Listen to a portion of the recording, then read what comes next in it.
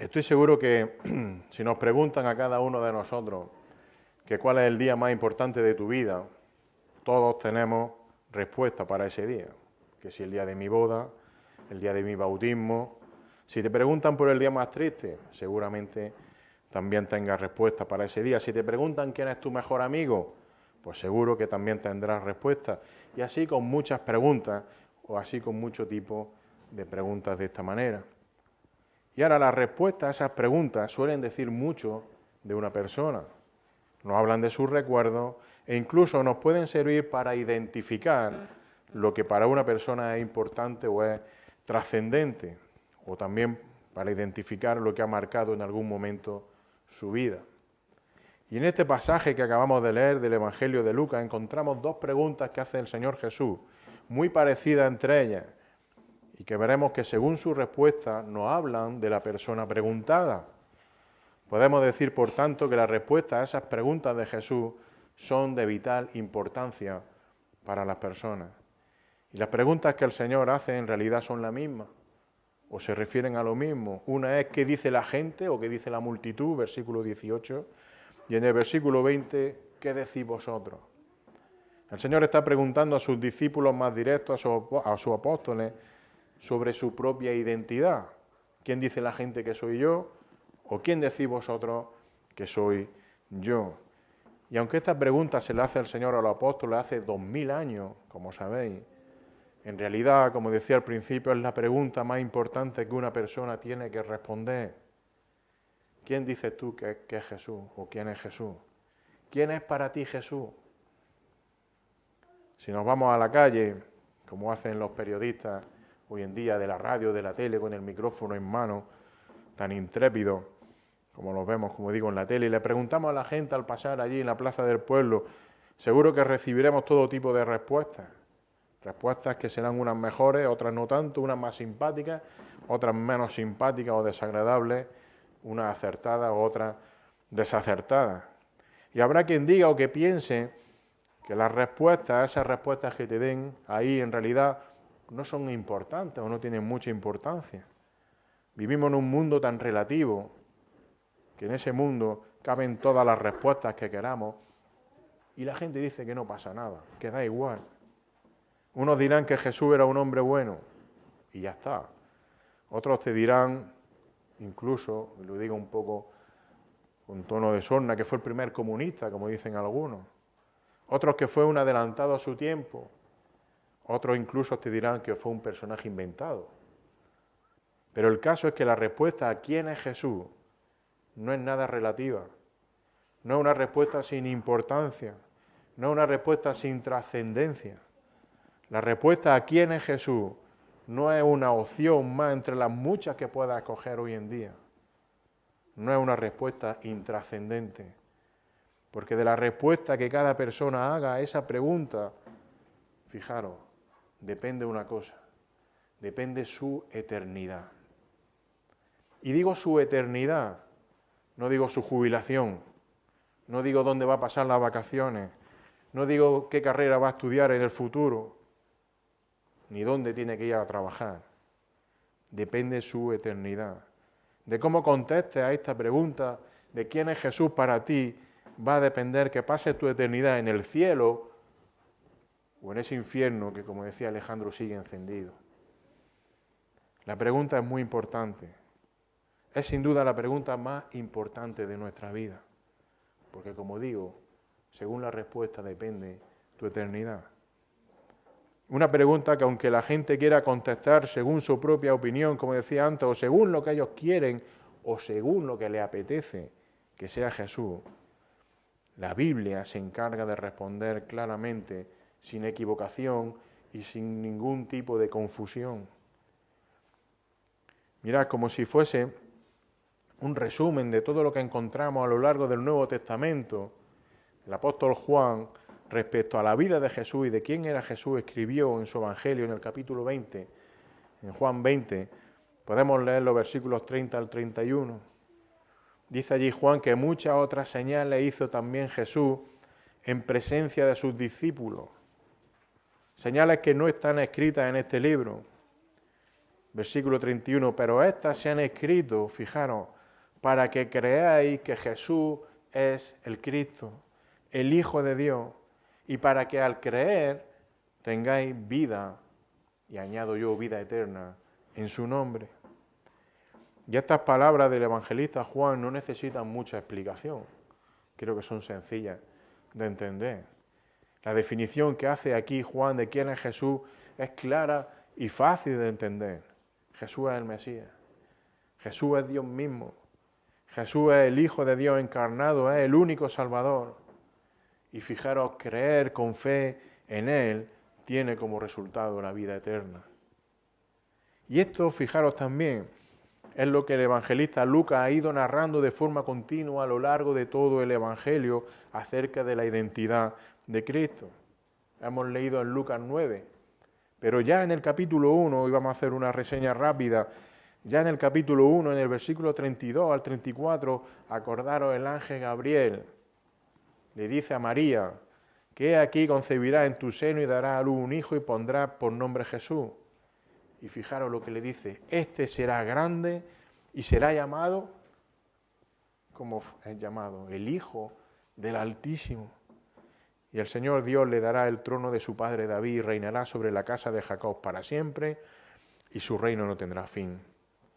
Y siguiendo en ese capítulo 1 de Lucas, Zacarías, el padre de Juan el Bautista, allí dijo que Jesús, o que en Jesús se cumplirían todas las promesas del Antiguo Testamento. Él es el cumplimiento de las promesas de Dios. Cuando ya nació Jesús, aquel ángel que se le apareció a los pastores, en Lucas capítulo 2, versículos 10 y 11, le dijo que Jesús era aquel que había nacido en la ciudad de David y que era el Cristo, el Señor, el Salvador. Luego más adelante, cuando Jesús es presentado por sus padres en el templo, aquella preciosa escena de Simeón y luego de Ana. Simeón, los niños nos reíamos cuando éramos pequeños de este nombre, pero qué preciosa promesa tenía este hombre Simeón. Tenía la promesa de que no iba a morir sin ver antes al Cristo del Señor, sin que sus ojos lo viesen. A mí nunca me han prometido eso. Y fijaros, Lucas 2, 29 al 30, lo que dice Simeón cuando tuvo aquel niño en el templo, en sus brazos. Ahora, Señor, permite que tu siervo se vaya en paz, conforme a tu palabra, conforme a tu promesa, a lo que me habías prometido, porque han visto mis ojos tu salvación. Jesucristo es la salvación. Pero otra vez más adelante en el templo, cuando Jesús tenía ya 12 años de edad, el Señor le vuelve a recordar a sus padres, ¿os acordáis de aquella cena? Que él debía estar en la casa de su Padre Celestial, Lucas 2, 49. Llegamos a Juan el Bautista y él predicó sobre aquel que bautizaría con el Espíritu Santo y con fuego. Predicó sobre aquel. Juan Lucas 3, 16, 18, sobre aquel que, ¿sabéis? Juan el Bautista se habla de él de la Biblia y el Señor habló de él como el hombre más grande que jamás ha existido. ¿Y sabéis lo que dice Juan el Bautista de Jesucristo? Que él no era digno de desatar sus sandalias. Ese es Cristo. Cuando Jesús fue bautizado, el Espíritu Santo lo ungió. Lo hemos cantado, el ungido. Y el Padre lo confirmó como su Hijo, Lucas 3, 21 y 22. Pero es que fijaros, hasta incluso Satanás y sus demonios reconocieron, tienen muy claro ellos quién es Jesús. Ellos lo llaman el Hijo de Dios en Lucas 4.3 y en Lucas 4.34. Y por supuesto, los apóstoles. Los apóstoles dieron testimonio de que Jesús era el Mesías, el Salvador, el Señor. Recordemos, por ejemplo, cómo Pedro, después de que sus barcas se llenasen de peces aquella mañana, después de estar toda una noche pescando y no pescaron nada, y el Señor le dice echar las redes allí. Y como digo, sus barcas rebosaron de peces. Pedro cayó de rodillas delante del Señor y le dijo, apártate de mí, Señor, pues soy hombre pecador. Apártate de mí, Señor. Tú eres el Señor. Lucas 5:8.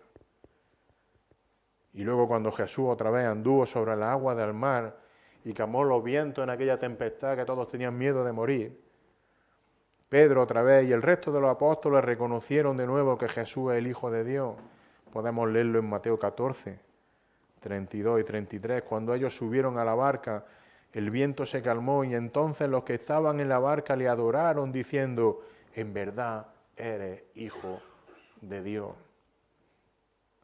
Y siguiendo esta línea, enfatizando esta enseñanza sobre la identidad de Jesús, llegamos a esta escena que hemos leído en el capítulo 9 de Lucas, donde los apóstoles, ante la pregunta directa de Jesús, hacen una afirmación clara, concisa y definitiva de que Jesús es el Mesías prometido.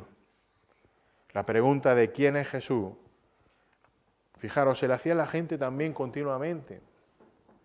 Si vamos un poquito hacia atrás al capítulo anterior, en el capítulo 8, en el versículo 25, los discípulos se preguntaban, dice allí, ellos estaban atemorizados y asombrados, diciéndose uno a otro, ¿quién pues es este?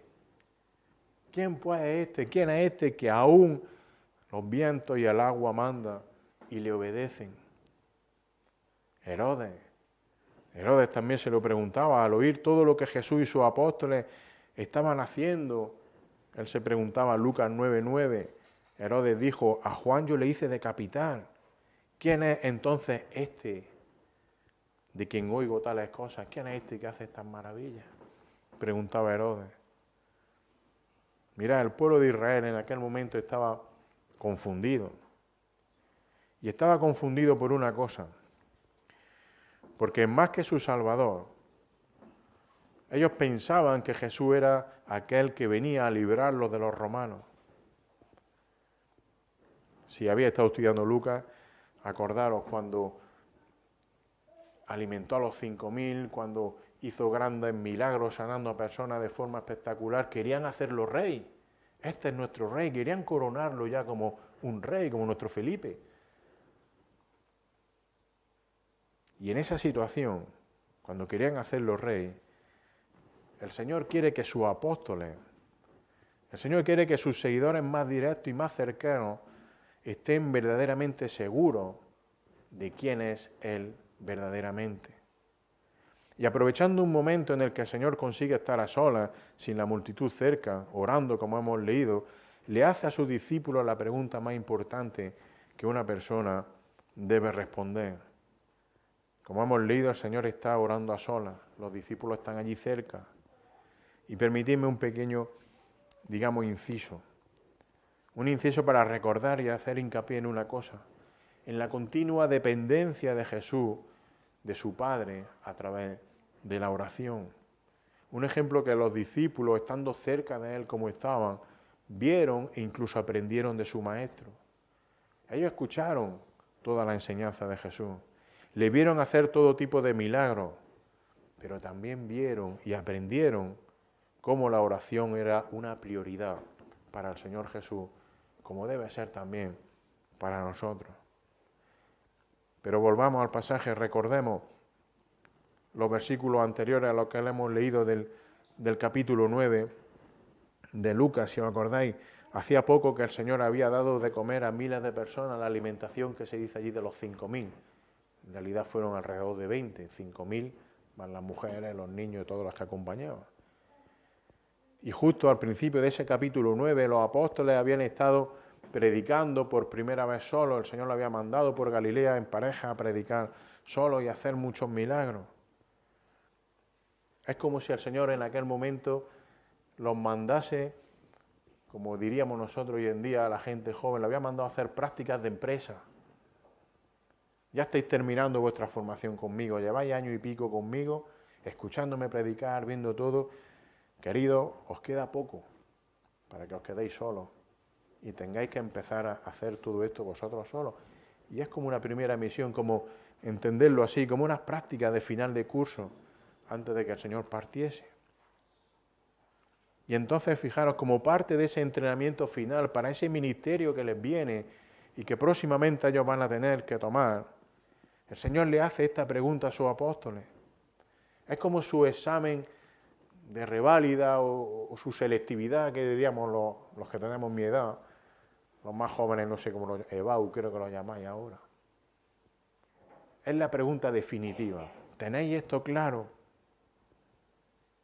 Y la pregunta que el Señor hace, aunque es la misma en ambos casos, como hemos dicho, tiene una diferente respuesta según a quién va dirigida o según quién la responde.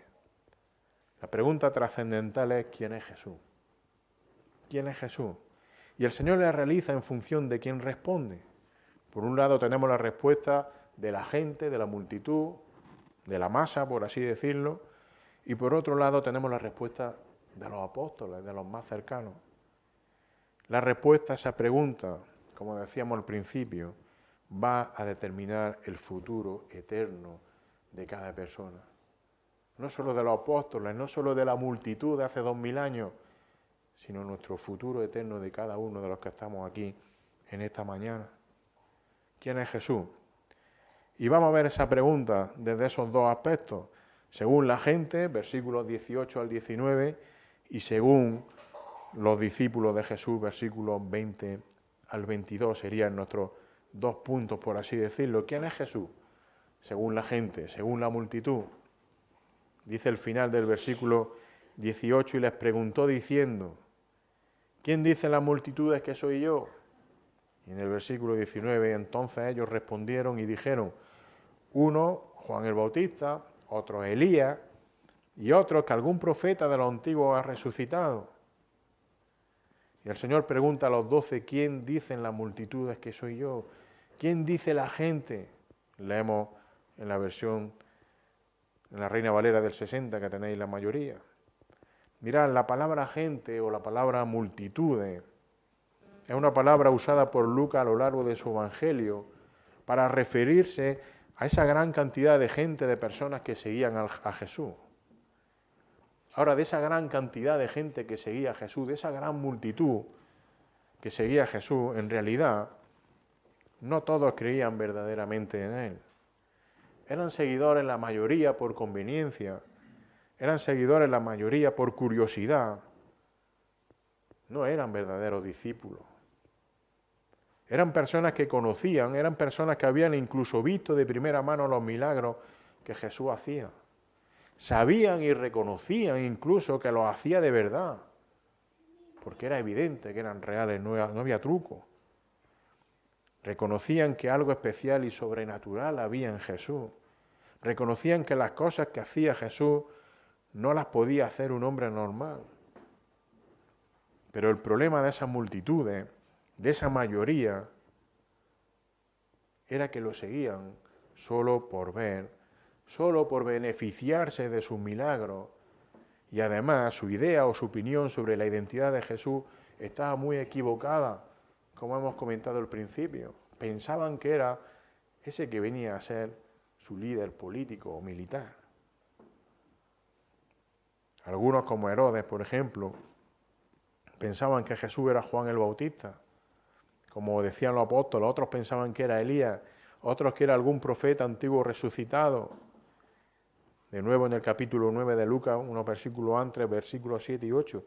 Allí dice que Herodes el tetrarca se enteró de todo lo que estaba pasando y estaba muy perplejo porque algunos decían que Juan había resucitado de entre los muertos, otros que Elías había aparecido y otros que algún profeta de los antiguos había resucitado. Pero como decíamos al principio, esa respuesta a la pregunta de quién es Jesús tiene una respuesta clara en la Biblia. Mirad, solo en el Evangelio de Lucas, el Señor se define a sí mismo más de 10 veces como el Hijo del Hombre. No podemos leer todos esos pasajes. Si luego alguien quiere, los tengo aquí apuntados, se los doy. Pero digo, más de 10 veces Lucas lo llama el Hijo del Hombre. Y ese título del Hijo del Hombre, fijaros, un título mesiánico que procedía, y aquí la importancia, ya estaba definido en las profecías del Antiguo Testamento, concretamente en el libro de Daniel. Y eso sí lo vamos a leer, capítulo 7 de Daniel, versículos 13 y 14. Daniel 7:13 dice allí Daniel, su visión, seguí mirando en las visiones nocturnas. Y he aquí con las nubes del cielo venía uno como un hijo de hombre, que se dirigió al anciano de días y fue presentado ante él. Y le fue dado dominio, gloria y reino, para que todos los pueblos, naciones y lenguas le sirvieran. Su dominio es un dominio eterno que nunca pasará, y su reino uno que no será destruido. Como leemos, Jesucristo es el Hijo del Hombre anunciado por el profeta Daniel. Y como decíamos al principio, Jesús es también llamado por el ángel Gabriel el Hijo del Altísimo, el Hijo de Dios. El otro ángel con los pastores lo llamó Salvador. Los demonios lo reconocían como el Santo de Dios, como el Hijo de Dios. Mirad, nosotros hemos leído todas estas cosas en la Biblia, continuamente. Aquella gente, aquellas multitudes hace 2000 años habían visto, habían escuchado, no lo habían leído, lo habían visto y lo habían escuchado en persona todas estas declaraciones. Es más, conocían perfectamente, como judíos que eran, las profecías del Antiguo Testamento. Desde niños se las metían, pero bien metidas a sangre, como decimos nosotros. Conocían de sobra esas palabras que hemos leído del profeta Daniel. Podíamos decir que no tenían excusa. No tenían excusa para fallar en la respuesta. ¿Quién es Jesús? Como diríamos nosotros, perdonadme, blanco y en botella. Más claro, lo tenéis delante. Lo tenéis en vuestras, perdonadme otra vez, en vuestras narices. Lo que había aprendido desde niño, lo tenéis delante. Sin embargo, su opinión sobre la identidad de Jesús, asombrosamente, está totalmente equivocada. Y es cierto, al principio no lo rechazaron, lo seguían amistosamente allí. Venga, vamos a ver qué hace. Lo veían, como hemos dicho, como un líder político, un líder militar que los podía librar de los romanos, un líder que les daba comida, alimentaba a miles, un líder que los sanaba y gratis. Era estupendo. Ahora acordaros de una cosa. Cuando llegó el momento determinado por Dios, claro, esas mismas multitudes que lo querían hacer rey, en el capítulo 9 de Lucas, mucho más adelante pasaron ¿a qué? A pedir a gritos su muerte. A pedir a gritos su muerte, crucifícalo, crucifícalo. Fijaros, tenían toda la información de primera mano. Yo no sé si algunos habéis podido o habéis tenido el privilegio de viajar a Israel. En nuestra iglesia hay algunos que han podido hacer ese viaje por la Tierra Santa que llaman. Yo sueño con ese viaje, sueño con poder por un momento estar en esos sitios por donde el Señor Jesús anduvo, donde navegó, donde predicó, donde oró, donde sanó, donde fue juzgado, donde fue crucificado, sepultado. Qué emocionante, ¿verdad? Sin embargo, esas multitudes tuvieron ese privilegio que nosotros no hemos tenido, que yo no tengo. Y aún así, rechazaron a Jesús, rechazaron al Hijo del Hombre, rechazaron al Mesías, rechazaron al Salvador y lo tenían delante. Y hermano, esto nos habla de una cosa. Esa respuesta de esa multitud, la respuesta de la gente de entonces y la respuesta de la gente hoy en día nos habla de la dureza del corazón del hombre. No habla del síntoma más grave que tiene el pecado. No habla del orgullo del hombre. Porque es el orgullo personal el que hace que el hombre rechace al Salvador. Es el orgullo del corazón el que le dice al hombre, mira, no necesitas ser perdonado de nada. ¿Pecado? ¿Eso qué es? Es el orgullo del corazón el que hace que el hombre se haga un Dios y un Cristo a su medida. Que se hagan un Dios como yo creo que debe de ser o como a mí me gustaría que fuese, no como dice la Escritura. Se hacen un Dios a su medida en vez de ver a Jesús como el verdadero Hijo de Dios, como el verdadero Hijo del Hombre que dice la palabra. Fijaros lo que dice Juan al respecto, Juan capítulo 12.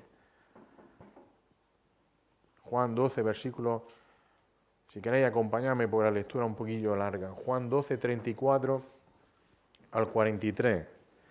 Os cambiará alguna palabra, porque de nuevo leo en la América. Pero dice Juan 12, 34 al 43. Entonces la multitud le respondió: hemos oído en la ley que el Cristo permanecerá para siempre. Y le dicen al Señor: ¿y cómo dices tú el Hijo del Hombre tiene que ser levantado? ¿Quién es este Hijo del Hombre? Jesús entonces les dijo: todavía por un poco de tiempo la luz estará entre vosotros. Caminad mientras tenéis la luz, para que no os sorprendan las tinieblas. El que anda en la oscuridad no sabe a dónde va. Mientras tenéis la luz, creed en la luz, para que seáis hijos de la luz. Fijaros, estas cosas habló Jesús y se fue y se ocultó de ellos. Versículo 37. Pero aunque había hecho tantas señales delante de ellos, no creían en él. Versículo 38. Para que se cumpliera la palabra del profeta Isaías, que dijo: Señor, ¿quién ha creído a nuestro anuncio? ¿Y a quién se ha revelado el brazo del Señor? Por eso no podían creer, porque Isaías dijo también: Él ha cegado su ojo y endurecido su corazón, para que no vean con los ojos y entiendan con el corazón, y se convierte y yo lo sane. Y esto dijo Isaías porque vio su gloria y habló de él. Sin embargo, muchos, aún de los gobernantes, creyeron en él, pero por causa de los fariseos no lo confesaban para no ser expulsados de la sinagoga. Tenían miedo la gente a lo que opinasen de ellos, a lo que dijesen de ellos los vecinos, por ejemplo. ¿Por qué tenían ese miedo? Versículo 43. Porque amaban más el reconocimiento de los hombres que el reconocimiento de Dios. Su orgullo no les dejaba creer, no les dejaba reconocer quién era Jesús. Y fijaros, como hemos leído, el rechazo continuo a la persona de Jesús provocará un endurecimiento total y permanente del corazón. No endurezcas tu corazón delante del Señor. Ante la pregunta de quién es Jesús, no responda equivocadamente, no responda de forma errónea. Cristo Jesús es el Hijo de Dios. Cristo Jesús es aquel que vino a salvar lo que se había perdido. Y toda persona que no tiene a Cristo está perdida. Y si aún no lo has hecho, reconoce que estás perdido, que no te pueda tu orgullo. Reconoce que estás perdido y reconoce que Cristo es aquel que pagó por tu pecado en la cruz. Entonces tendrás vida eterna. Porque Cristo, el Hijo de Dios, el Hijo del Hombre, tiene poder para rescatarte de la condenación eterna en el infierno. Repito, como ha dicho Alejandro, que sigue ardiendo y va a seguir ardiendo. La gente, la multitud, tiene una respuesta errónea sobre quién es Jesús. No te equivoques en tu respuesta. Ahora hay otra respuesta. Gracias a Dios no nos vamos a quedar así de tristes. Hay otra respuesta. ¿Quién es Jesús? Según los discípulos, los apóstoles, versículos 20 al 22. Y él les dijo: ¿y vosotros? A los apóstoles, ¿quién decís que soy yo? Y Pedro respondiendo dijo: el Cristo de Dios. El Cristo de Dios. Ahora, versículo 21, pero él, advirtiéndole severamente, les mandó que no dijeran esto a nadie, diciendo: el Hijo del Hombre debe padecer mucho y ser rechazado por los ancianos y los principales sacerdotes y los escribas, y ser muerto y resucitar al tercer día. Viendo esa confusión, viendo la incredulidad, por así decirlo, de la multitud, el Señor hace ahora la pregunta directamente a sus apóstoles: ¿y vosotros? ¿Vosotros quién decís que soy yo? Y Pedro, siempre Pedro, el impetuoso Pedro, que tenía que hablar el primero. Algunos deberíamos de callarnos algunas veces, pero Pedro, como portavoz, con todo su ímpetu, para lo bueno y para lo malo,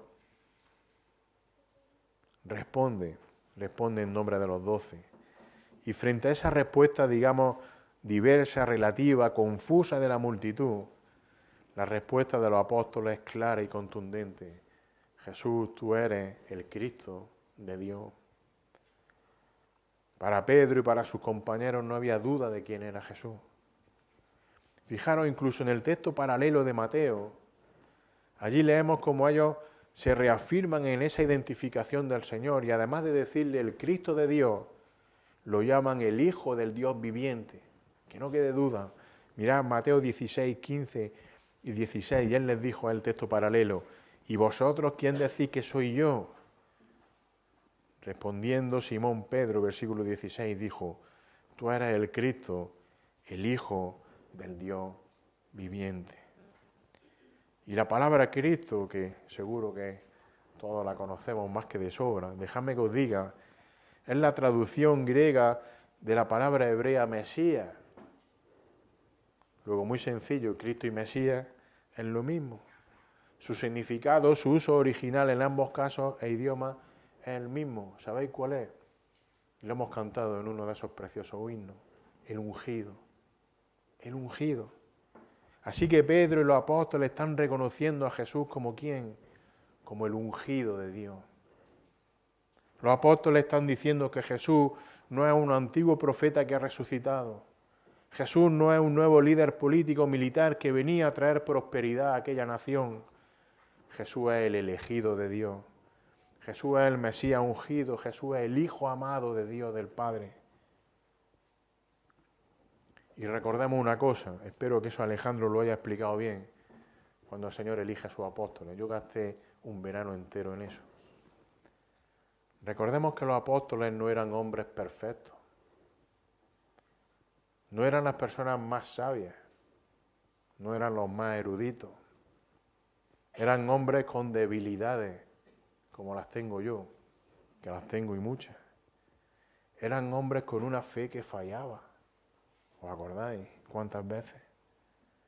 Tenían una fe que no era perfecta ni constante, como nos pasa a nosotros. Pero aún así, hermanos, hubo algo de lo que una vez que lo entendieron, no dudaron más. Y eso fue la identidad de la persona de Jesús. Sí, la fe pudo fluctuar en los apóstoles, como fluctúa en nosotros. Pero sobre quién es Jesús, no dudaron, no hay duda. Claro, nos podemos preguntar, ¿por qué no dudaron de la identidad de Jesús, los apóstoles? Evidentemente podríais decir, claro, es que son los apóstoles, que los apóstoles, ¿cómo van a dudar ellos? Es que vivieron 3 años, día y noche con él. Menudo seminario tuvieron. Es que estaban con él día y noche. Es que vieron todos sus milagros y escucharon todas sus predicaciones cara a cara, en directo. Ellos no tenían YouTube como nosotros. ¿Cómo iban a dudar? Bueno, las multitudes, lo hemos dicho antes. Aquella gente que hemos visto vieron y escucharon lo mismo que los apóstoles. Ellos le seguían igual. Ellos conocían, lo hemos dicho también, las promesas del Antiguo Testamento desde niños. Sin embargo, no reconocieron quién era verdaderamente Jesús. De nuevo la pregunta, ¿por qué Pedro y los apóstoles lo tenían tan claro y tan seguro? Espero que no hayáis quitado el dedo de Mateo 16. Sigamos leyendo ese pasaje, Mateo 16. Dice el 15 otra vez. Leo desde el 15 y lo retomamos. Él les dijo, ¿vosotros quién decís que soy yo? Respondiendo Simón Pedro dijo, tú eres el Cristo, tú eres el Hijo del Dios viviente. Eso ya lo hemos leído. Versículo 17, y Jesús respondiendo le dijo, bienaventurado eres Simón, hijo de Jonás. ¿Y por qué le dice a Pedro, o a Simón Pedro, que es bienaventurado? ¿Porque eres el más listo de la clase? ¿Porque eres el más inteligente? ¿Porque las pillas al vuelo antes que nadie? Fijaros, porque esto no te lo reveló carne ni sangre. Esto no depende de ti. No depende de tus habilidades, no depende de lo listo que seas, de lo bien preparado que estés. no depende de carne y de sangre, no depende del hombre, sino que depende de mi Padre que está en los cielos. Él es el que te lo ha revelado. Fijaros, los apóstoles tenían la seguridad de que Jesús era su Señor y su Salvador, porque fue el mismo Dios el que puso ese entendimiento en ellos a través del Espíritu Santo. Porque, hermanos, como oraba nuestro hermano al principio, es Dios el que quebranta el duro corazón de las personas. Es Dios el que rescata al perdido. Es Dios el que da vida a los que están muertos en sus delitos y pecados. Por eso dice el Señor Jesús en Juan 6:44, nadie puede venir a mí si no lo trae el Padre que me envió, y yo lo resucitaré en el día final. La respuesta de los apóstoles era sin duda la correcta. Y era la correcta porque por la gracia de Dios, por la misericordia de Dios, habían entendido perfectamente quién era Jesús. No por sus habilidades, sino porque el Señor se lo reveló. Lo he dicho al principio, recordémoslo, al principio del capítulo 9. Los apóstoles habían estado hace unos días, hace un tiempo, predicando solo ya por Galilea. Ellos tenían claro quién es Jesús, como acabamos de ver. Así que, lógicamente, podíamos decir, podíamos pensar todo. Nos preguntan, nos decimos, estamos diciendo la verdad más grande que el hombre puede escuchar en la vida, y nos dice ahora que no lo digamos. ¿Por qué el Señor lo frena de esta manera tan contundente?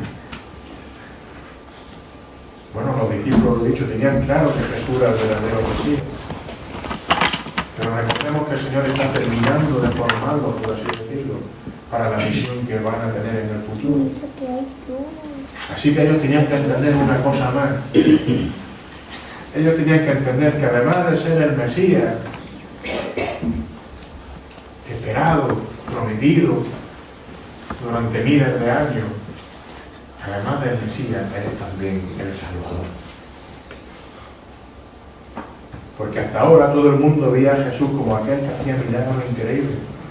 Lo veían como aquel que sanaba enfermedades incurables. Lo veían como aquel que saciaba de comida a las multitudes. Y Jesús no quería que lo viesen como el líder político y militar que podía expulsar a los romanos. Esa no era su revolución. Él no había venido a eso. Los apóstoles tenían que entender cuál era el verdadero plan de Dios. Tenían que entender lo que verdaderamente era, como dice la Escritura, necesario, o lo que verdaderamente Jesús debe hacer. Fijaros el versículo 22. El Hijo del Hombre debe, la Reina Valera dice, es necesario. Debe que padecer mucho. Debe, dice el versículo 22, ser rechazado por los ancianos, los principales sacerdotes y los escribas. Pero ¿qué más dice ese versículo? Debe ser muerto y debe resucitar al tercer día. Mira, el plan de Dios no era expulsar a los romanos. El plan de Dios no era crear una seguridad social perfecta de Israel, sin enfermos y sin escasez de alimentos. Ese no era el plan de Dios. Como dice el Señor Jesús, lo que era necesario, lo que el Hijo del Hombre debía hacer y hizo, para lo que había sido ungido, para lo que había sido escogido y enviado. ¿Para qué fue? Para padecer mucho, para ser rechazado. En definitiva, el plan determinado de Dios para su Hijo, para su ungido, era el de ser entregado a la muerte, morir en una cruz. Pero fijaros, una muerte por la cual todo aquel que reconoce su pecado, Una muerte por la cual todo aquel que viene a Cristo arrepentido es rescatado de su muerte propia, de su muerte eterna, y es llevado a la vida eterna. Ese era el plan de Dios. Y esto es así, porque el Cristo de Dios, como lo llamaron los apóstoles, no solo murió en la cruz por tu pecado, sino que como estaba determinado, también resucitó. La pregunta es importante. Tiene que responder a cada uno de forma individual y personal. ¿Quién es Jesús para mí? Y la pregunta seria, perdonadme que haga esta pregunta seria, porque depende cómo responda a esta pregunta, depende de tu eternidad.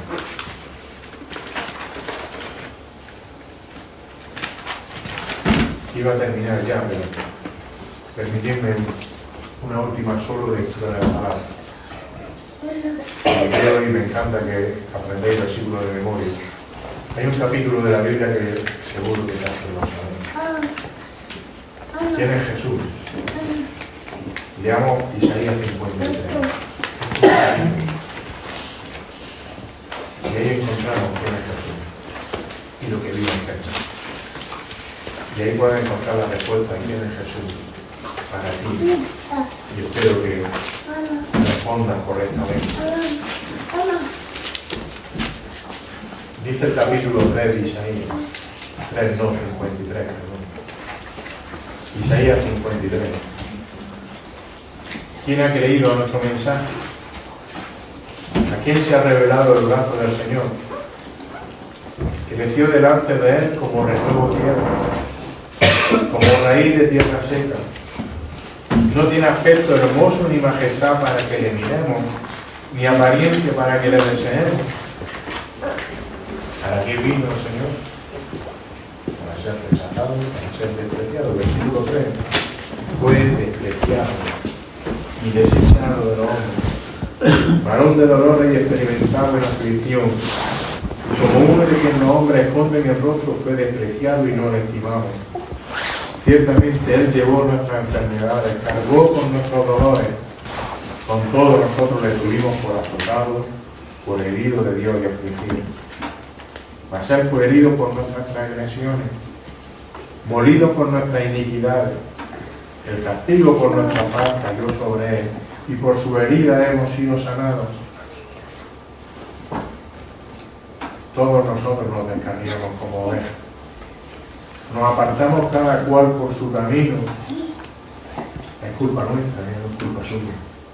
Somos nosotros los que nos descarriamos. Somos nosotros los que nos apartamos cada uno por su camino. Pero fijaros el imperio. Pero el Señor hizo que cayera sobre Él, sobre Cristo, la iniquidad de todos nosotros. Fue oprimido y afligido, pero no abrió su boca, como cordero que ha llevado al matadero y como oveja que ante sus trasquiladores permanece muda, no abrió Él su boca. Por opresión y juicio fue quitado. Y en cuanto a su generación, ¿quién tuvo en cuenta que Él fuera cortado de la tierra de los vivientes por la transgresión de mi pueblo? ¿A quién correspondía la herida? Nos correspondía a nosotros todo ese dolor. Versículo 9, y se dispuso con los impíos su sepultura, pero con el rico fue en su muerte, aunque no había hecho violencia, ni había engaño en su boca. Era justo, era sin pecado. Versículo 10, pero aún así, añado yo, quiso el Señor quebrantarme, sometiéndole a padecimiento. Y dice aquí en futuro, pero esto sabemos que ya ocurrió, cuando Él se entregue a sí mismo, y Él ya se ha entregado a sí mismo en la cruz, como ofrenda de expiación, verá su descendencia, prolongará sus días, y la voluntad del Señor en su mano prosperará. Y debido a la angustia de su alma, Él lo verá y quedará satisfecho. Por su conocimiento, el justo, mi siervo, justificará a muchos y cargará la iniquidad de ellos. Por tanto, yo le daré parte con los grandes y con los fuertes de las pilares fuertes, porque derramó su alma hasta la muerte y con los transgresores fue gozado, llevando él el pecado de muchos e intercediendo por los transgresores. Que el Señor bendiga su palabra. Señor, en esta mañana te alabamos y te adoramos y te reconocemos como